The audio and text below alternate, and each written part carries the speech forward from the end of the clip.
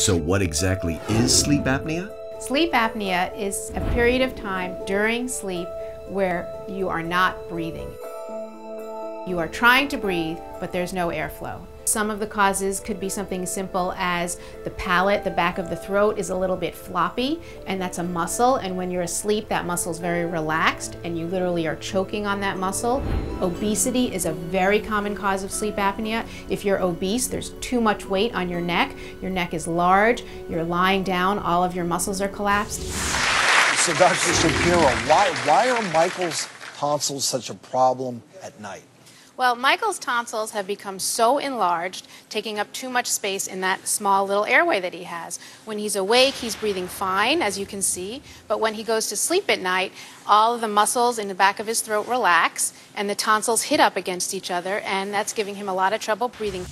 For the tonsillectomy part of the procedure, we use the coblation wand to remove the entire tonsil on each side. And for the adenoid part, we use the coblator sort of as a shaver. It's almost like a tiny, tiny little vacuum cleaner.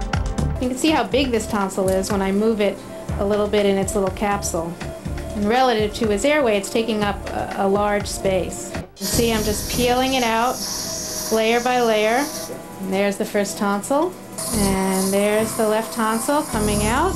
You can already see that Caden's airway has probably doubled or tripled in size. There's a nice big space there for him to breathe. So Dr. Shapiro, a lot of parents want to know, what are the tonsils? Do they have a function? Well, the tonsils are a set of lymph node tissue, just like the adenoids, which sit behind the nose.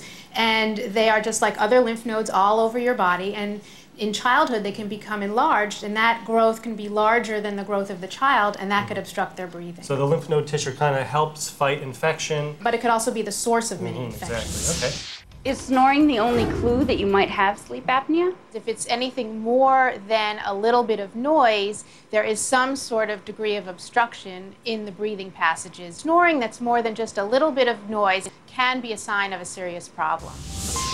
The toddler years are the most concerning age ranges for choking. Kids under 3, over 10-month-olds, those are the highest risk ages for choking accidents.